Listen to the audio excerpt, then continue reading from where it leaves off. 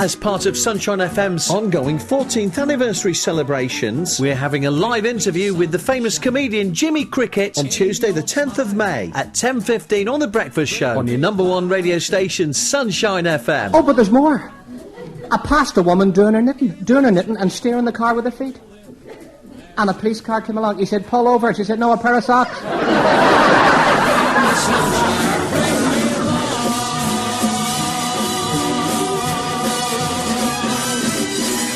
Right, a bit of a treat here on Sunshine FM. We've been building up to this for a couple of weeks, and we're very lucky to have him here on the Costa Blanca soon. Affectionately known as the premier Irish comedian, welcome Jimmy Cricket. Good morning, Jimmy. Good morning, Simon. What a reception. Fabulous. Well, you deserve it. Wow. I'll take everything that comes my way. Almost always you appear in your trade for, your mark outfit of cut-off evening trousers, dinner jacket, and the wellies marked left and right, which you put on the wrong way, don't you?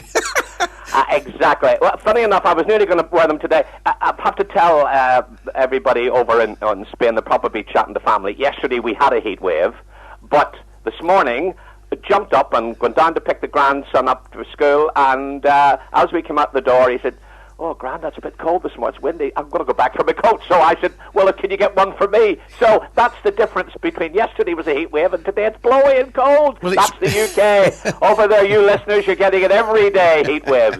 No, we're not. It's raining at the moment. It's spitting rain, yeah. Ah, right. So it's brolly time. It's still quite warm, though, 73, but there's a few spits of rain about. Well, that's what I was trying to say to Tristan today. I said, it's not May cold wind isn't like January and February, Tristan, so you don't have to worry. We'll get to school. Anyway, by the time you come over, which of course is on the 1st of June, You're doing 3 dates over here, aren't you, Jimmy? I am. I'm really massively looking forward to it because I haven't done them before, you see. And, of course, the Emerald Isle, I've heard so much about it in Alicante. It's such a, very getting a great name for itself. So you've got to be part of the action there. So that's another one. And then, of course, I'm doing 3 nights. I've been very jammy here. I'm playing the Matrix Madhouse Dance Studio. Is that Costa? Is that Aurelio Costa? Aurelio Costa, you call it. That's right. It's difficult to pronounce. But they're both, within, 20 kilometres of each other. But the Emerald Isle is, we're in Alicante province, but we're actually both in Orihuela Costa. So you can have 2 good nights there. You're there on the 1st, aren't you, which is the Wednesday. And then the 2nd and 3rd, you're on the Thursday and Friday, you're onto the Madhouse. So it's going to be really good. I know that you're getting lots and lots of bookings and everyone's really looking forward to it. Well, we've fallen on our feet too in that Mrs. Cricket had a chum all through the years when she was leaving the kids to school and things, a traffic warden, would you believe, and a one with a heart here in Rochdale. She was a lady, one of the first lady traffic, called Eileen. And Eileen's incredible. She's just got the gift of the gab. She's Irish descent. She's just such a funny woman. The stories she used to tell our May, about the people, and she'd try and let them off, and they would, they get dogs abused, don't they? But she's great. She held it together, and now she's sort of nearly rich. She works for the local police in the reception, always got a story to tell. But Eileen, sadly, her husband passed away a few years back, and she carried on working, but she got a lovely home over, and it's literally 5 minutes from the Emerald Isle, and in an incredible act of generosity, she's let us stay. She's going to come over with the keys and let us stay in her house just down the road from the Emerald Island. So that's been a lovely, lovely thing to happen to us, Yeah. Oh, I've met her a few times, actually. She came up and introduced herself. Simon? Yeah, she's a lovely lady. Yeah. Okay, Jimmy, right, now, can I talk about, because last interview we did about a year ago, we didn't talk about how you started. Right. And I've looked on the internet, I hope you don't mind, but and your website as well, because you've got a great website. It says you left school at 16 and spent 2 years working in a betting shop. Yes. Then you became a redcoat at Butlins, didn't you? Yeah, my brother Brian, still with us up there in Scotland, because I was the youngest in the family. Brian's up there, lovely, lovely big Brian. He came back from Butlins in Mosney, County Meath in Ireland. He'd been there with his girlfriend, and he said, "Jim, you want to try and break into show business? There's a job called redcoat. Butlins have these redcoats that go round and making sure people are enjoying their holiday, not without forcing them, but if they're lonely or they want to have a chat, and their Uncle Jimmy to the kids. But at night, these guys, some of them sing, some of them play instruments, some of them tell jokes. That's ideal. Why don't you ride off?" And I did, and I got an answer back to go for an interview. I got that, and so that was my first sort of excursion into a big theatre, because every Butland holiday camp had a theatre, and they had a red coat show once a week. So for £6 a week, will you hear this, Simon? But 3 meals a day and a chalet bed. That was my first sort of introduction to on the ladder of the entertainment profession. And lots of fun as well. Oh, the guys. Well, you see, I was from Belfast, and the actual camp was near Dublin, so that was the sort of across the border. So there were mostly from Southern Irish redcoats, but there was 3 or 4 from Belfast. So obviously we had a lot of banter going on between us, you know. And we obviously knew, at 16 that you had the calling for this is what you wanted to do, entertaining, that sort of thing. I mean, what made you? You messing around at school and stuff, or? Yeah, I was. I mean, that's a lovely word, calling. Because it's something in your heart. All right, you do a flirtation when you're a kid. Oh, a fireman, you go through that and things like that. But deep down, I suppose, because if you're telling the gag, people, and they do it well, especially, you can be precocious sometimes as you're a kid, but people do laugh when you say sort of grown-up things, don't you, witty things, I mean, I was playing cricket in the park yesterday, and I mentioned my other grandson, Chris. Well, I've got Lorelei, she's 4, so I sort of took my shirt off because it was warm yesterday, and she went, you're half naked. I think when it comes from a kid at 4, it's hilarious. And I suppose at that time, people were making a fuss. I was the centre of attention, so that really infused me with that I could time a gag and get a laugh, really, and I suppose you bring that forward. Now, you've got to knuckle down when you get older because you've got to dedicate, When I was a redcoat, the mistake I made between you and me and the gatepost, Simon, I would be hilarious through the day, but when it would go on to the show, I wouldn't have rehearsed or worked. So the entertainment manager at the time, Topper Brown, he said, Jimmy, be a nighttime idiot, but don't be a daytime one. Which is very clever when you think of it. Have a bit of fun with people, but concentrate on your act. Work to get the gags that suit you, rehearse, and then do a good 10 minutes. Very sage advice, Simon, Yeah, I know, from an expert. Now, look, Jimmy, I was going to say a lot of comedians started on the Redcoat. There was Des O'Connor. I mean, there's quite a long list, isn't there? Dave Allen, Charlie Drake. It was Ted Rogers. Ringo Starr was in the band on a button, and so was Cliff Richard. Roy Hurd, another. No, Roy Hurd's a dear friend of mine, and he's so lovely and very supportive and things like that. Because when you're not on television too much, because reality just doesn't float my boat. But Roy will sort of say, Jimmy's live and good acting, and that's really from a pro like him. It's just really lovely to get encouraging words, Yeah. Well, you are one of the last greats. Honestly, you really are. Sincerely mean that. Simon, you're lovely. Now, we talked about Ken Dodd last night. I'll definitely have to get you a drink over it. Now, look, I've got to ask you about, sir, Norman Wisdom. Now, I've been watching his films. Yeah. He was one of the last musical greats, and his films still make me laugh and cry, You can't beat slapstick, and I did a pantomime with Harry Worth, the great Harry Worth, and he was a friend of Ernie Wise. Yeah.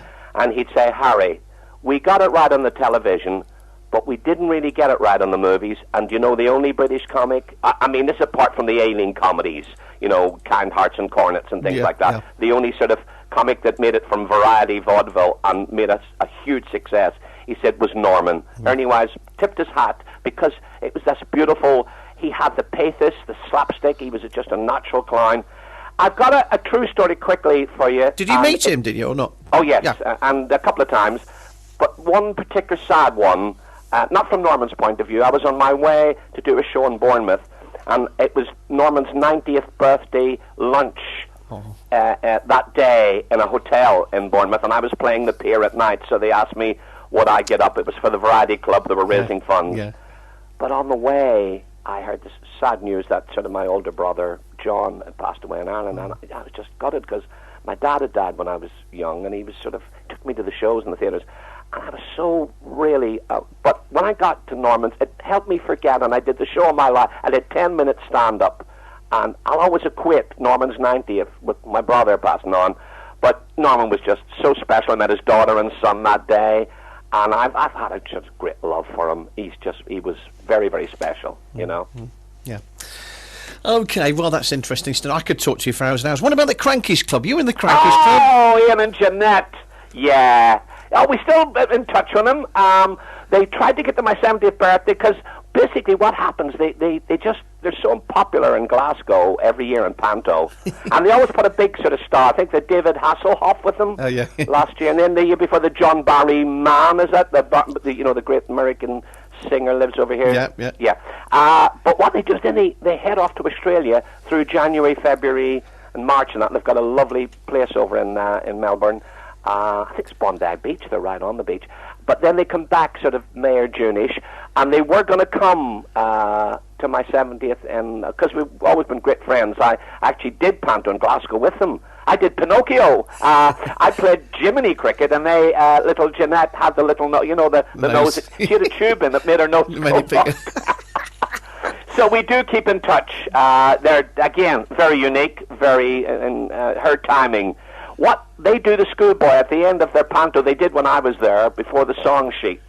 And they would do, this great thing. Ian would get Jeanette dressed as Jimmy. The timing, the way they would do the ventriloquist type. It's clever stuff, It's very special, especially in Glasgow, because they're Glaswegian themselves. I used to stand at the wings every evening after each performance and watch that act. Brilliant. It's where Des O'Connor fainted on stage, isn't it? Yeah, he did a wobbly. I mean, you could tell things like that were... Glasgow could be discerning, but not only that, Belfast, where I originally come from, they were slightly discerning for comics. So I know Des got the sympathy. He played the sympathy ticket, yeah. Oh, there's so many things. You were on 500 Miles with Matt Lucas and... well, Peter Kay sort of was a friend of my son first before I met him. And my boy, before he became a Catholic priest, did the comedy circuit and became friends before Peter made it. Because this phone rang one day, and it says, my name is Peter Kay, and Frank said, Frank and I are big friends of Steve Martin, and he says he has a CD of Steve Martin. I says, oh yeah, I'll tell, how are you? And he says, oh yeah. He says, my mum's from Tyrone. See, I was born in County Tyrone, Cookstown. I grew up in Belfast. And next thing, he came and did a charity show for us at St. Vincent's with his mum. This was in the early days, of course. So, and we've always, I don't see people like that every day or on the phone, but there's a little bit of a camaraderie there, You have a great time, Jimmy. And what about This Is Your Life? You've been on I've got to have a look at that on YouTube. I haven't seen it yet. That's very interesting. Do you know the incredible thing about that, Simon, was that I totally didn't think I would have an earthly in all. Well, maybe not. Maybe I'm exaggerating, but I just didn't. And my wife, obviously, as a family, they know what's going on. They're meeting people. But the night before, they did the surprise. They did the surprise on a building site because I just finished a book called Letters from My Mammy that a publisher called Star Pub was going to publish, and they wanted to do a PR photo shoot at a building site, right? And that's when Eamon was dressed as a builder, Eamon Andrews, and surprised me. But the night before, my agent down in London, Phyllis Rounce, said, could you come down the night before and we'll talk about where the career's going, and then we'll go, there's a play about Groucho Marx by his son.